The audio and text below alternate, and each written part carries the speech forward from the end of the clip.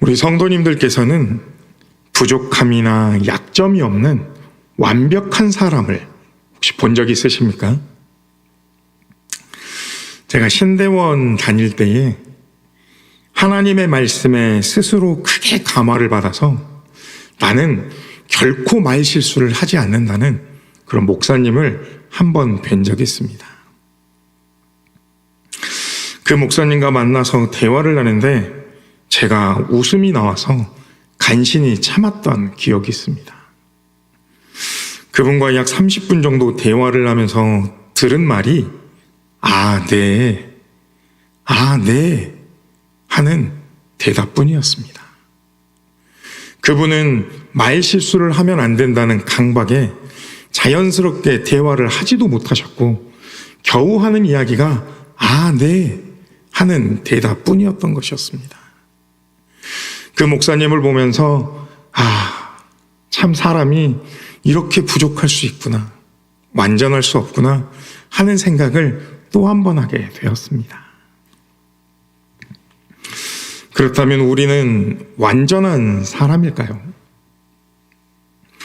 겉으로만 봐서는 그 사람이 완전한가 혹은 부족한가 우리는 알 수 없습니다. 그런데 아무리 겉으로 완전해 보이고 부족함이 없는 사람처럼 보일지라도 사실 우리 인간이라면 누구나 약점이 있고 부족함은 당연히 존재합니다. 마치 비가 오는 날 멀쩡해 보이는 집이나 건물에서 비가 새는 것처럼 평상시에는 몰랐던 나의 약점이나 빈 곳이 어떤 예기치 않은 상황이나 예기치 않은 때에 반드시 드러나기 마련이라는 것입니다. 그런데 한편으로 재미있는 것은 우리 믿는 사람들에게 이 부족함과 약함을 적용해 보면 우리 믿는 사람들의 부족함과 약함이 언제 드러나게 되는지 혹시 아십니까? 혹시 믿음이 약할 때, 믿음의 초신자일 때 그 약함이 드러나지 않을까 그렇게 생각하진 않으신지요? 그런데 사실은 신앙이 깊어질수록 믿음의 연수가 더해질수록 그 약함과 부족함이 드러나기 마련입니다. 예를 한번 들어보겠습니다. 교회를 다니는 한 초신자가 있습니다. 그 초신자는 전도를 받은 사람에게 선물을 받은 성경책도 열심히 들고 다니며 교회를 매일매일 매주 출석하는 사람이었습니다. 그런데 그 사람은 아무리 들으려고 해봐도 담임 목사님의 설교가 귀에 들어오지 않습니다. 그렇게 교회에 나와서도 설교를 제대로 듣지 못하고 그렇게 집으로 돌아가기 일쑤였습니다. 그러던 어느 날 간증 집회와 부흥 집회를 통해서 말씀에 조금 관심을 갖게 되었고 그리고 선물 받았던 성경책을 비로소 펼쳐서 말씀을 보기 시작했습니다. 그러고 나자 주일에 그렇게 들리지 않았던 담임 목사님의 설교가 하나씩 들리기 시작했습니다. 그리고 그의 닫혀 있었던 영안이 열리고 그의 양심도 세상의 양심이 아닌 말씀에 따른 그런 거룩한 양심이 열리기 시작했습니다.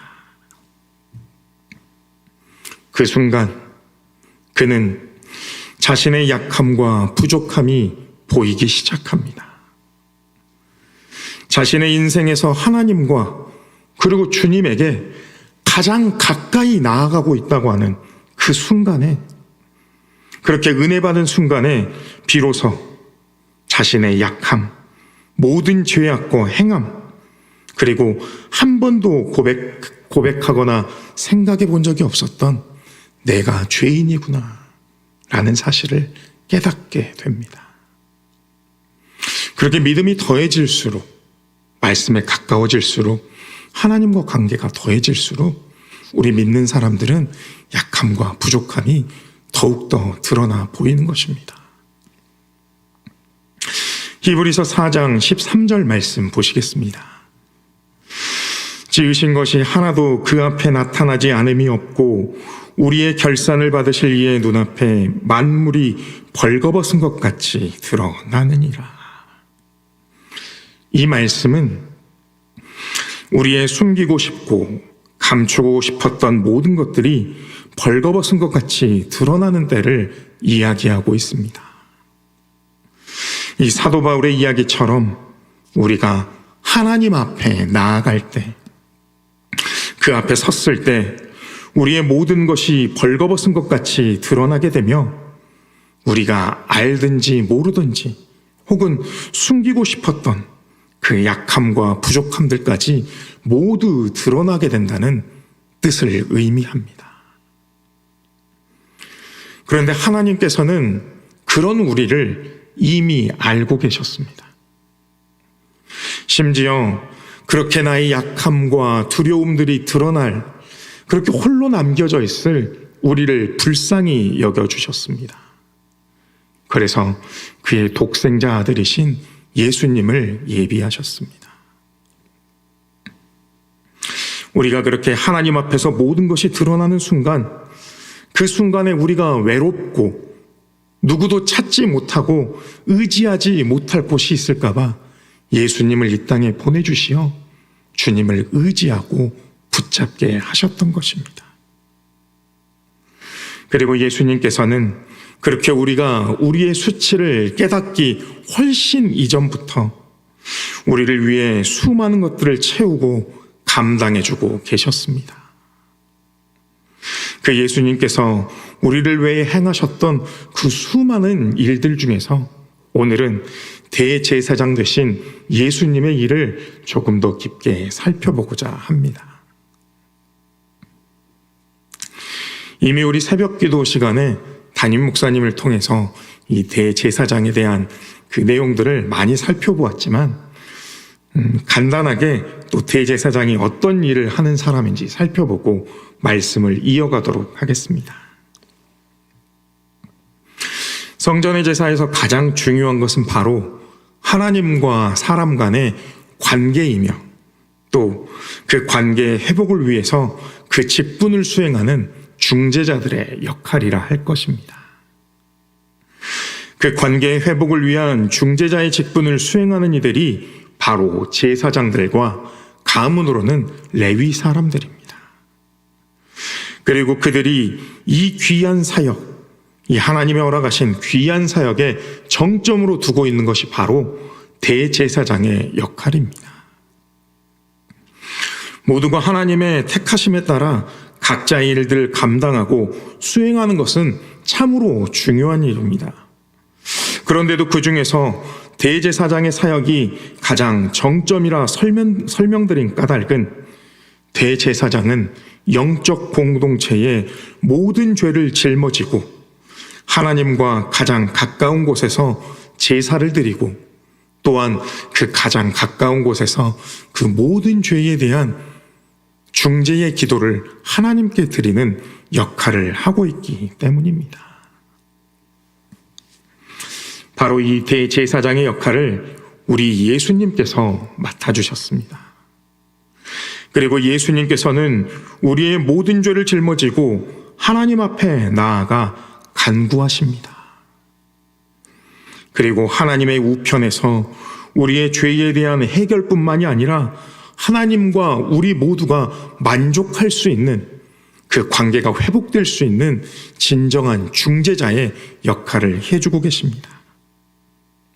그렇게 우리에게도 하나님에게도 완전한 대제사장의 역할을 해주고 계시는 것입니다. 그렇다면 구체적으로 예수님께서는 어떤 모습으로 우리와 하나님에게 대제사장의 역할을 하고 계시는지 살펴보도록 하겠습니다. 첫째, 모든 것을 다 아시는 대제사장이 되어주십니다. 본문 2절의 말씀입니다. 다 함께 봉독해 보시겠습니다. 시작. 그가 무식하고 미혹된 자를 능히 용납할 수 있는 것은 자기도 연약에 휩싸여 있음이라. 이 말씀은 사람 중에 하나님께 택함 받은 일반적인 대제사장에 대해서 설명하고 있습니다. 대제사장은 모든 사람들의 죄를 짊어지고 가야 하는 직분이니만큼 만약 하나님을 아는 지식이 부족한 자가 찾아올지라도 누군가 죄에 빠져 길을 잃었을지라도 누구든지 용납하고 받아들일 수 있어야 했을 것입니다. 또한 그 역시 연약한 자이기에 그들의 마음을 공감할 수도 있었을 것입니다. 그러나 그 인간인 대제사장이 정말로 그들을 온전히 다 받아들일 수 있었을까요? 모든 것을 다 용납하고 수용했다고 단정 지을 수 있었을까요? 그는 하나님께 감사하게도 택함받은 자이긴 하지만 사람이기에 온전이나 완전이라는 말이 어울릴 수 없는 자였을 것입니다. 하지만 예수님은 다르셨습니다. 예수님께서는 아무도 없는 시간에 누구도 알아주지 않아도 홀로 기도하시는 분이셨습니다. 심지어 제자들과 함께 기도할 때 제자들이 모두 잠들어 예수님을 홀로 두셨을 때도 그 고독과 외로움을 아시고 이기시며 기도하셨습니다. 그렇게 예수님께서는 우리의 외로움과 고독을 아시는 분이십니다. 세상에 예수님께서는 사람의 몸으로 오셔서 몫으로 일하시고 공생의 기간에는 제대로 쉬지도 주무시지도 못하고 복음을 전하고 사역하시며 일하셨습니다. 그런 예수님이시기에 인생의 고단함과 피곤함을 아시는 분이십니다. 또 광야의 시험 때는 40일을 줄이시고 시험 받으셨습니다. 그런 예수님이시기에 배고프고 목마름을 아시는 분이십니다. 하늘의 말씀을 전하고 그들을 깨우치려 하실 때 심지어 십자가에 달려 모든 것을 내어주시는 그 순간에도 예수님께서는 사람들의 비난과 조롱을 받으셨습니다.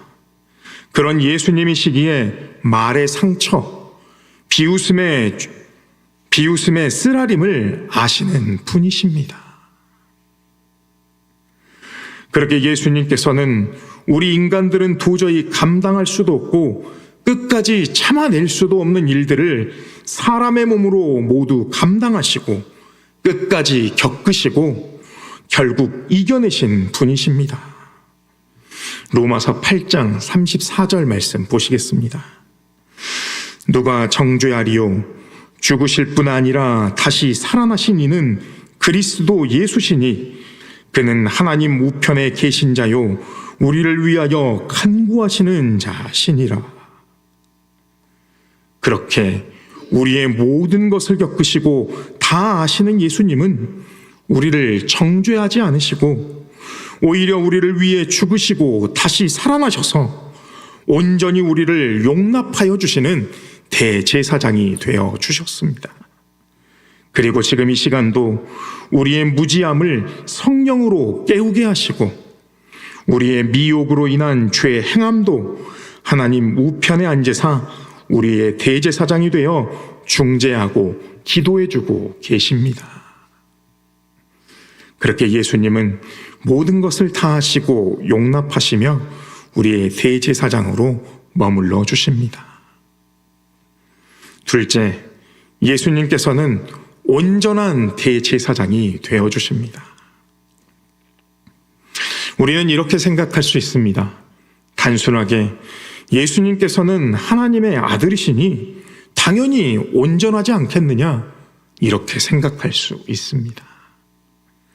그러나 예수님께서는 이 땅에서 하늘의 능력과 권세를 사용하여 온전함을 받지 않으셨습니다. 오늘 본문 8절 9절 말씀 다 함께 봉독하시겠습니다. 시작. 그가 아들이시면서도 받으신 고난으로 순종함을 배워서 온전하게 되셨은즉 자기에게 순종하는 모든 자에게 영원한 구원의 근원이 되시고, 이 말씀처럼 예수님께서는 고난과 순종의 두 가지 과정을 통해 온전한 제사장이 되셨습니다. 먼저 고난으로 온전해지십니다. 우리에게 고난이라는 단어는 어떤 단어입니까? 늘 피하고 싶은 말이고 겪고 싶지 않은 일입니다. 듣기만 해도 두렵고 떨리는 이야기 아닙니까? 그래서 우리는 고난을 만나게 되면 크게 세 가지의 행동 방식을 취하게 됩니다. 첫째, 고난을 만나면 포기합니다. 고난에 부딪히면 아무런 저항도 노력도 하지 않고 그저 절망합니다.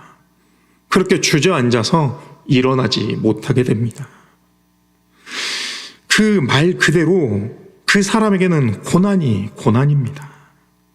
절망입니다.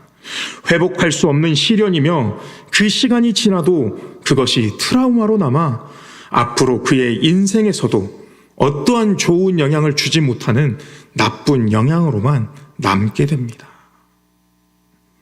두 번째, 내 힘으로 맞서려 해봅니다. 내가 가진 능력과 의지로 그 고난에 대응합니다.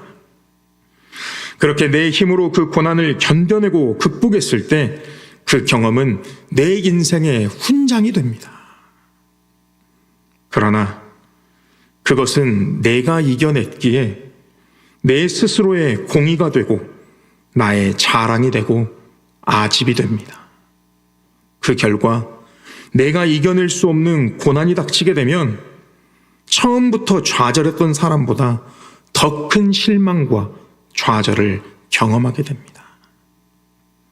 세 번째, 도움을 구합니다. 혼자 해보려 하는 것이 아닌 함께하기를 구합니다. 그리고 도움의 힘, 협력의 힘을 경험합니다. 그렇게 더불어 함께한 이들에게 감사를 고백하는 자가 됩니다. 이 경험은 후에 자신에게 더 큰 고난이 찾아오더라도 더 큰 도움으로 이겨낼 수 있다는 귀한 경험이 됩니다. 그래서 고난을 대하고 지나가는 자세가 달라지게 되는 것입니다. 이 경우를 우리의 믿음에 적용한다면 우리 성도님들은 어떻게 고난을 겪어내고 지내고 계십니까? 예수님께서도 이 세상에서 많은 일들을 겪으셨습니다. 그 중에는 당연히 고난도 있었습니다. 그때마다 주님은 어떻게 하셨을까요? 주님은 한 번도 포기하지 않으셨습니다. 그렇다고 자신의 힘과 능력만을 의지하지도 않으셨습니다. 예수님께서는 그의 도움이시요 아버지이신 하나님께 기도하고 간구하셨습니다. 그렇게 하나님께 도움을 구하셨습니다. 아버지, 도와주소서. 아버지, 이 땅을 저를 불쌍히 여겨주셔서 하면서 간절히 기도하셨습니다.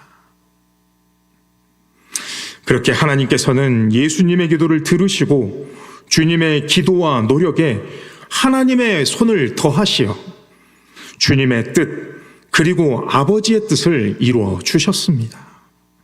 그렇게 고난 중에 아버지께 구하고 그 아버지의 뜻을 구하고 그 아버지의 뜻에 순종함으로 예수님은 온전케 되셨고 또한 우리의 온전한 대제사장이 되어 주신 것입니다.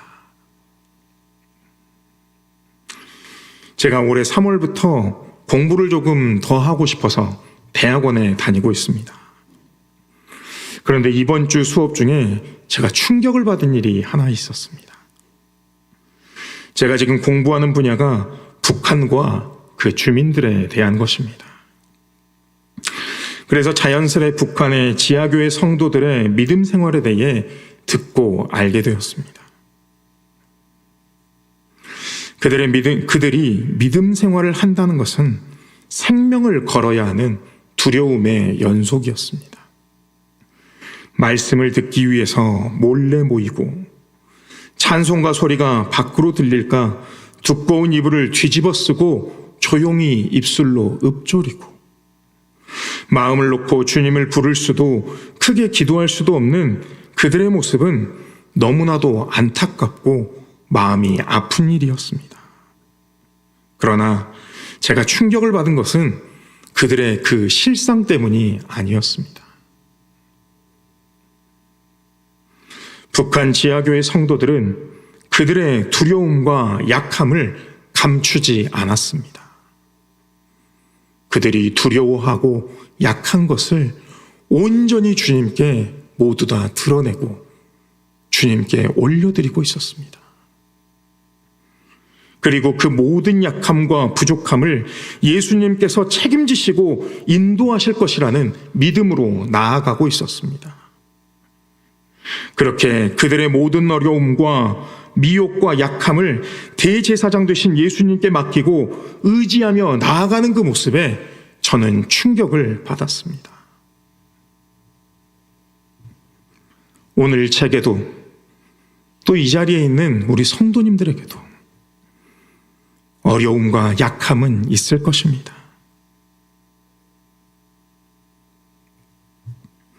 우리는 인간이기에 수많은 부족함과 두려움들이 있을 것입니다. 그렇다면 우리는 나의 약함이 드러나고 부족함이 드러나는 그 순간 온전히 예수님께 의지하며 나아가고 있었을까요? 아니, 우리 성도님들은 그 순간에 완전한 대제사장이신 예수님을 만나고 싶지는 않으셨는지요? 이 물음에 주님께서는 지금 당장이라도, 아니 언제라도 나를 만날 수 있다 답해 주십니다. 그리고 그 비결의 말씀을 이 말씀을 통해 전해 주십니다. 고린도후서 13장 9절의 말씀입니다. 다 함께 봉독하시겠습니다. 시작. 우리가 약할 때에 너희가 강한 것을 기뻐하고 또 이것을 위하여 구하니 곧 너희가 온전하게 되는 것이라. 그렇습니다. 지금 우리는 사순절의 시간을 보내고 있습니다. 예수님을 묵상하고 십자가를 묵상하는 이 시간에 주님을 만나기 위해 우리가 준비해야 할 것은 무엇일까요? 나의 대단함도, 나의 능력도, 나의 자랑도 아닙니다. 그저 주님 앞에 모든 것을 내려놓고 나의 부족함을 고백하고 나의 약함을 불쌍히 여겨주시기를 바라는 그 마음뿐입니다. 그래야면 그런 우리를 주님께서는 만나주십니다. 그런 우리를 품어주십니다. 그런 우리의 완전한 대제사장으로 위로해 주시고 함께 해 주십니다. 그렇게 우리의 대제사장이신 예수님으로 인하여 나의 약함을 강함으로, 나의 부족함을 온전함으로 세우시는 그 크신 은혜를 경험하고 주님과 동행하시는 우리 모든 광주 서석교회 성도님들이 되시기를 간절히 소망합니다. 이제 우리 마음을 모아 함께 찬양 올려드리기를 원합니다.